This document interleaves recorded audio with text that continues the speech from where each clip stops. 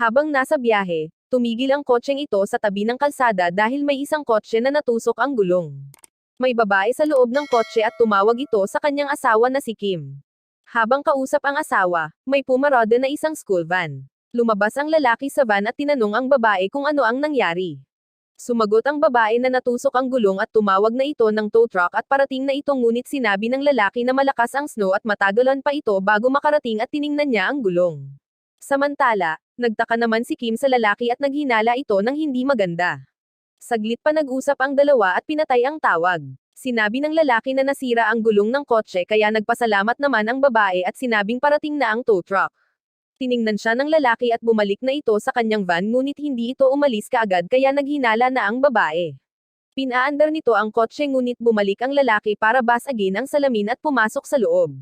Sinaktan nito ang babae at dinala. Pagkagising ng babae, hindi nito alam kung nasaan siya at alam niyang papatayin siya kaya sinabi nito sa lalaki na buntis siya. Hindi naawa ang lalaki at pinatay nito ang babae. Kinalaunan, nakita ng mga pulis ang ibang parte ng kanyang katawan. Matagal ng detective ang kanyang tatay at nasaktan ito nang hindi nailigtas ang buhay ng sariling anak. Nanghingi naman ito ng tawad sa boyfriend ng anak na si Kim dahil sa nangyari. Sobrang nalungkot si Kim dahil sa pagkamatay ng kanyang asawa at tinago nito ang nararamdaman. Nag-leave si Kim sa trabaho bilang isang agent ng National Intelligence Agency. Nakipagkita ito sa kanyang kasamahan at binigyan siya ng GPS tracker na kayang madinag ang nasa paligid nito. Binalaan siya nito na mag-ingat na hindi malaman ng iba at sinabi naman ni Kim na huwag mag-alala sa kaumalis. Pumunta siya sa kanyang father-in-law para pag-usapan ang pagkamatay ng kanyang asawa. Sinabi naman ng tatay nito na may inaresto na silang 4 na sospek at binigay nito ang mga detalye kay Kim. Umalis si Kim dala ang mga detalye at litrato, tinorture ang dalawa sa 4 na sospek ngunit nalaman nito na wala sa kanila ang killer. Pumunta ito sa pangatlong sospek ngunit nakaalis na ito kasama ang kanyang mga anak at hindi alam ng magulang nito kung nasaan siya. Paalis na siya nang makita niya ang anak ng sospek at tinanong ito nasaan ang kanyang ama. Tinuro niya ang lokasyon at pinuntahan ito ni Kim, kung saan ito nakatira. Hinalungkat nito ang kwarto at nakita niya ang mga gamit ng babae. Inikat niya ang buong bahay at nakita niya sa kanal ang binigay niyang wedding ring sa asawa. Nanlumo si Kim at napagtanto niyang iyon ang bahay ng killer. Samantala, nagmamaneho ang killer na si Jang Kyung kasama ang mga babae sa loob ng bus. May isang babae sa loob at tinatitigan ito ni Jang Kyung. Kinagabihan, kinidnap ng killer ang babae at dinala ito sa kanyang bahay. Habang minumalis siya ang babae, may tumawag sa kanya kaya tumigil siya para tingnan ito labas. Nakita niya si Kim at tinanong ito kung mag-isa lang siya at kung isa ba itong pulis. Tumakbo si Jang papunta kay Kim na may dalang kutsilyo ngunit naunahan ito ni Kim at tinamaan ang lalaki. Muling sumubok ang killer ngunit mas magaling si Kim dahilan para matalo niya ito at binalot ang mukha nito ng plastik para sakalin.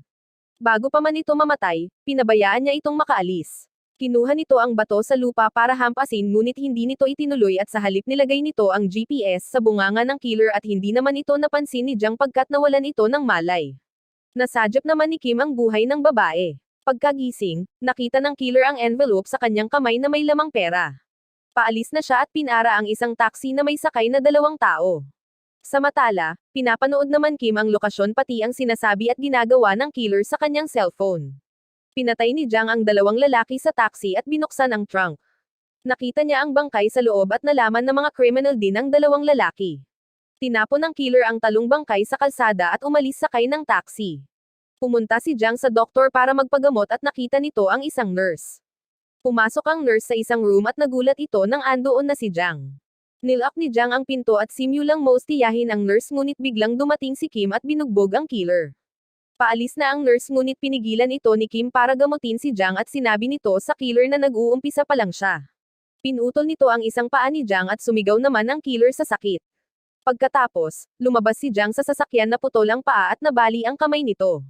Hindi na ito makalakad ng maayos at hindi nito alam kung bakit ginagawa iyon ni Kim sa kanya at nagtaka kung bakit nasusundan siya nito. Naghinala ito na may GPS sa nilagay at tiningnan ang sapatos at kotse ngunit wala siyang makita. Nagmaneho siya at subukang palitan ang kanyang sasakyan. Pinara niya ang isang sasakyan ngunit sasakyan iyon ng sundalo kaya wala siyang ginawa. Tinawagan si Kim ng kanyang father-in-law at sinabing tigilan na niya si Kim at ipaubaya na ito sa pulis. Ayaw ni Kim na tumigil at gusto nitong ipaghiganti ang asawa. Kasama ni Jang ang daw-alang kaibigan nito at kinuwento ang nangyayari sa kanya. Sumagot naman ang kaibigan nito na posibleng kamag-anak iyon ng kanyang biktima. Nakahiga si Jiang at iniisip kung sino ang lalaki at naalala nito ang singsing ni Kim at naintindihan nito kung bakit siya hinahabol ni Kim. Samantala, tinali ng kasama ni Kim ang may-ari ng bahay at dinala ito sa kusina ngunit dumating si Kim bago pa man niya ito mapatay. Nagtaka naman ang lalaki kung bakit hindi niya napansin si Kim. Binugbog ni Kim ang lalaki at dumating si Jiang at binaril si Kim. Naglaban sila ngunit tinalo sila ni Kim at binubog ng husto. Kinaumagahan, dumating mga pulis sa bahay at inaresto sila at dinala sa hospital. Dumating ang kaibigan ni Kim at tinanong siya kung bakit ayaw nito ipaubaya sa pulis ang killer. Ngunit sumagot si Kim hindi pa siya tapos sa paghiganti. Sinabi sa kanya na active ang GPS hanggat hindi natitibi ang killer at pinatahimik ni Kim ang lalaki dahil katabi nito si Jiang. Nagkukunwari si Jiang na walang malay at naisip nito na meron siyang transmitter sa katawan kaya nasusundan siya ni Kim. Dinala ni Kim si Jiang sa isang lugar para makagawa na naman ito ng isang krimen ngunit alam na ito Jiang. Alam ni Jiang na naririnig siya ni Kim kaya kinausap niya ito at sinabing alam nito kung bakit siya naghihiganti at alam nito kung saan ang bahay ng babae. Binalaan nito si Kim at sinabing pagsisihan nito kung bakit hindi pa siya pinatay. Pumunta si Jiang sa store at bumili ng pampetibi para lumabas ang capsule at nilagay ito sa ibang katawan. Nakaalis na si Jiang nang pumunta doon si Kim. Dumiretso si Kim sa kaibigan ni Jiang at sinabi ng lalaki na papatayin ni Jiang ang buong pamilya ng kanyang asawa. Umalis si Kim at tinawagan ito ng kanyang kasamahan at sinabing tumawag sa kanya si Jiang at binulgar na may gagawin ito bago mag-surrender sa polis. Tinanong nito kung saan ang lokasyon ni Jiang ngunit nagtaka ito na ang lokasyon ay bahay ng kanyang asawa.